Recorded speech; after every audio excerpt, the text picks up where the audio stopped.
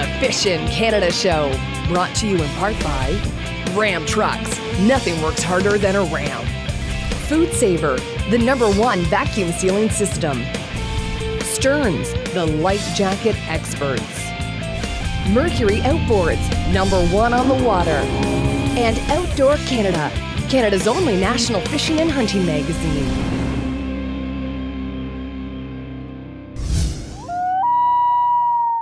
It's early morning and the last of the mist rises from a perfectly flat Lake Joseph, one of Ontario's most picturesque bodies of water. I can't think of a better setting for a Fishing Canada episode. Now the plan is for Pete and I to meet the boys from Cooper Tire, our latest corporate partner, with our duet of Princecrafts and get them into some great fishing. There's something to be said about mornings in the Muskokas. I defy you to find a more peaceful and tranquil setting. It's early fall and we couldn't have picked a better day for fishing. A warming trend has moved in, and this could definitely trigger big fish into biting. Wow, it's a beautiful morning, though. Another great day in Canada. The plan was to try and keep the boats together in the same areas and do a sort of a milk run that we put together with our local fishing expert, Captain John Blanchard. Or so I thought. I guess he changed his mind. He wants to go the other way. A different direction, huh? Yeah. The answer's already going the wrong way. Could have swore he set up that way. Yeah, he did. Sharing the boat with me today is Cooper Tire's big kahuna, the CEO, Roy Arms, whom I've been told wields a pretty mean fishing rod. Nice Northern. I always feel it's important to connect with our corporate partners and get to know them and their products. And for my money, there's no better place to do it than the bow of a boat. Consider me today as your caddy. Okay, I'm going to be handing you the rods. Should I brought my golf clubs? Is that exactly. This is like a game of golf. While Ange is taking Roy out for big northerns, my job for the day is to put Scott Jamieson onto some of these untouched Muskoka bass. And we'll start on smallies and then maybe move to largemouth later on. It's a beautiful day. Oh, this is it, man. We hit it perfect. Have you used great big live bait before? Yeah. So one thing you're going to have to do, especially when we're fishing them in trees, is you're going to have to control it. You want that bait to swim into the tree, but of course you don't want it to go too far into the tree to get hung up. So you're going to be constantly kind of pulling back on the reins and just pulling them out of the branches and let them mingle around out front. So Scotty, when we're fishing these docks and stuff like that, you want to get underneath that thing? Take a bait like this. Yeah. Oh, right. Skip it under. Get it way underneath. You know, I couldn't help to think coming across that lake, I was noticing the Princecraft boat is really rides smooth across the rough water, choppy, wavy, but also similar, reminds me a lot of Cooper Tires on these various surfaces. And you know, we provide consumers with a comfortable ride, one that feels much smoother on various road surfaces. I didn't know a whole lot about tires before I ran into you folks, I'll be honest with you.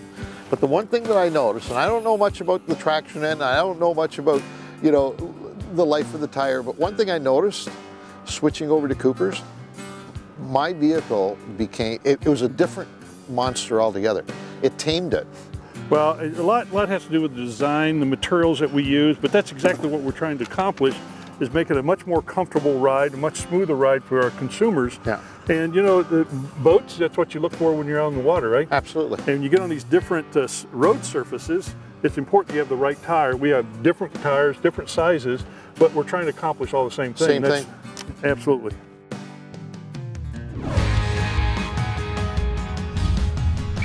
To get to today's Muskoka Pike and Bass, we first took Highway 401 to Highway 400 north.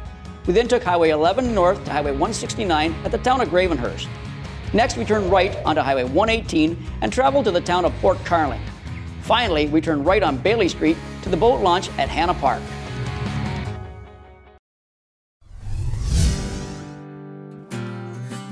Tell me about your fishing history, if you will. How'd you get started in this? You know, my dad used to take me fishing when I was younger. Not a lot, but enough that just piqued my interest. And I don't know, I was probably 9, 10 years old when I really started taking interest in it. And then as I got older, you know, I used to watch a lot of shows on TV, both the Canadian shows as well as the US shows, the fishing shows, to learn more about fishing. And as a result of that, you know, I got more and more excited about it. And then when I could afford it, I got my first boat, which was a flat bottom John boat. Oh, yeah. That was built into a bass boat. The guy had customized it. I think we've all had one of those in Yeah, our I think lives, so right? too. And one thing it's taught me a lot is about controlling the patience, being able to relax, at the same time provide a really good challenge, which I think I probably like most. Swim, jump, hey! All right. Oh, beautiful jump. God, I love when they do that. Yeah, you're right by that marker boy, buddy. Yep, Hey, look at that. you're right. Son of a He's gun. gonna help us, she said. Here he comes. One more, come on. Woohoo! Nice. All right, you ready? Yeah. Nope. He's not. Just lift with the rod. Don't really slip the rod. Right. Bring the rod right towards me, but not too much force. Not bad. There. Beautiful. Nice fish. It's Give you nice. some slack there. Good job. Pliers there. Lost the weight, of course. Decent little fish, eh? Yeah, that's a good job. Good looking. Nice hook. Man, the color of these things.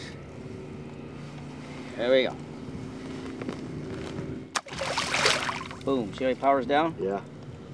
They get that head first motion and they're good. You got a pike? Yeah, I don't. Yes, you do. Yes, you do. Yeah. We have life. I mean, he was right up in that. I kept throwing around that log that's there. Yeah, that's where he was sitting. Oh, yes. What do you think? We'll just grab him? Yeah, I'm contemplating. Just hang on. Let me give it some thought here. He would be nice. I'd like to get a shot of him. Yeah. Let's bring him in. All right. We'll make it work. All right, here we go. Hopefully we can just keep him right Yeah, there. hold it tight. Hopefully we can keep him right there. Okay. Oh, he's got the. I'll tell you what, I'm surprised he didn't. Look at the gut on him. Oh yeah. Good. Yeah. Make sure we don't touch the gill plates. There you go, my friend. Okay. Nice. Look how beat up his tail is. Yeah. He's been working the shallows for sure, man. Oh, wait a second here. Yep. Try and get him. Okay. Beautiful. Oh, how is that for a nice northern? He's not long, but he's chubby, huh? Yeah. Got a lot of beef to He's him. got a great girth on him. Yeah, Huh? nice. Look at his tail. Look how worn this tail is. He's just been working the shallows, this guy. Yeah. Look at that. Okay, great. Off he goes, my friend. Yeah. Roy, so what plans have you got here for Canada? What can we expect in the future from Cooper Tire up here? The more we learn about the Canadian consumer, our opportunities are greater than we originally thought. And I think we have a lot more confidence that we can accomplish that. Now, you say that the Canadians align well to Cooper brand. Explain that. What do you mean they align well with the brand? You know, Ange, one of the things that we found with the Canadian consumers, a lot of outdoors people here. And when you think about our light truck and SUV, rough terrain, we build a lot of good quality tires, good performing tires for those kind of vehicles. What we're going to do is to give them an opportunity to have access to those type of tires that's very popular for us in other parts of the world. I get this sense that the corporation is very much about the outdoors and is very much about what I do and what our audience does. And that's really, it's fantastic news, man. Everything that I do in my corporate world, I got from fishing. First of all, we have to study and map the situation out. We have to understand the creature that we're out against, right? Then we have to come up with a system. We have to come up with a goal and plans and a system in place so that we can make it through and succeed. Well, fishing is exactly the same as far as I'm concerned. You mentioned patience. Well, where better could you learn patience than out here? I'm not sure if Scott has as much experience in the boat as Roy, but I'll tell you what, he's doing a number on these Muskoka smallies and enjoying every minute of it. The power of fishing is pretty amazing. Woohoo! Come on, get up Oh, there. man. Come on, go again. Oh, you're getting up. We got him. High five. Right. That's a good fish. Good fish. That was a good one. Awesome, man. That's a good fish. Hey, oh. You got him on, bud? Yeah, he's on, he's on. I saw him come after that one. All right, just hang on, let him do all the work. That's a nice big old pike. Oh no. Attaboy, Roy. That's a big old pike, man. I'm gonna go after him. It's okay. I'll go after him. Don't tighten up. Okay, come on up. Good, he went out to deep water. Perfect, man. Nicely done. Oh, on that little, hey? Now don't you wish you had that big bait cast rod? Yeah. It's okay, he's down deep. Wow. Oh, that is gorgeous. Oh my God, that is beautiful, man. Look how fat he is. Yeah. Oh, whoa. Whoa. Yeah, I don't want to get on him too soon. He's pretty green. Oh, yet. he looks like he's got me wrapped up too. Ooh, that's going to be a. Nice. You got braid all the way down there, so you're. Oh man, is he smoking that drag? Holy mackerel! Yeah, that's after I tightened it up. Bring him into me, buddy. Oh, yes, sir. Wow! Yeah. Unbelievable! Whoa, whoa, whoa, baby! Wow! Mackerel. Look how fat he is, man. That is beautiful. Okay. Wow! Look at the size of that. Incredible! Fish. Look at the size of that fish. Get on him here, buddy. He's yours. Oh. Get on him. I'll take a picture of you. Wow! This is what it's all about. Wow! What a great fantastic fish! Look at the girth on that fish. On light spinning gear. That's the best part. I mean, yep. Spinning gear, number 3 MEPS. Can't get much better than that.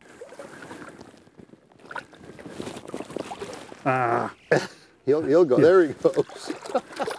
The way you fought that fish leads me to believe that you got a lot of experience on getting things done in tight, high-pressure situations. Is that from board meetings? You learn a lot in business, Exactly. for sure. But like I said before, you learn a lot in fishing as well. Absolutely. You know, on how to maneuver things, how to get things in this case, get them out to clear water so that you have a chance of being successful landing them out. Late in the afternoon, I noticed a tree lying in the water, and as obsessed as I am, I just had to take a look. 2 largemouths swimming, one nice one, and a pig. I looked at Scott, and he said, catch him. I want to catch the bigger one now. I knew I'd catch the smaller one if I was going to get one. Okay, that's the small one. There's another one in there, bigger than that. Get him. For the next hour plus, I sat in that one area throwing everything in the book, trying to fool that pig. Wacky Senko. Every time something like this happens, I just shake. I want to get that fish so bad. Finesse worm, right in that little corner where they sit, whatever it is. Jig and pig, that must be a small guy. Shaky head. Come on. It's a big one, I think. Oh yeah, it's a good fish. Yeah. Oh, broke my line, I think. Idiot, I was gonna check that hook. It did, well, I honestly don't think it was the big one. I don't think it was giant. I think that was like a 3.5. It wasn't huge. Like I said, yeah.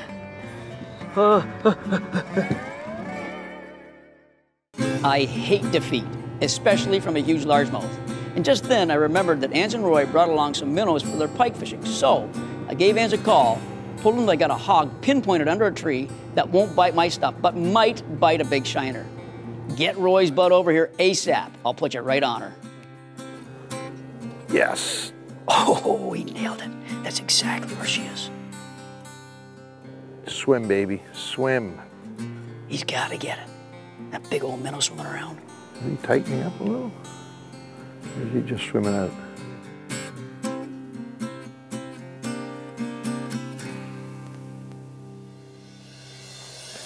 Yes. Oh, he's got him, The big fish. Try to get him around log. Hang on. Yeah. Hang on, just hang on. I'll go to him. You got him. Oh no, he's gonna break us off. Look at the size of that bass. He's on. Oh! Oh man, did you see that largemouth? Huge! Oh, I'm gonna have a heart attack. You got him on. That's You good. got him on. That was Boy, great. That was great. That was outstanding. Man, 3 tosses. That is what fishing is all about right there. Right there. A plan, a game plan. You did it. You want to try it again? Yeah.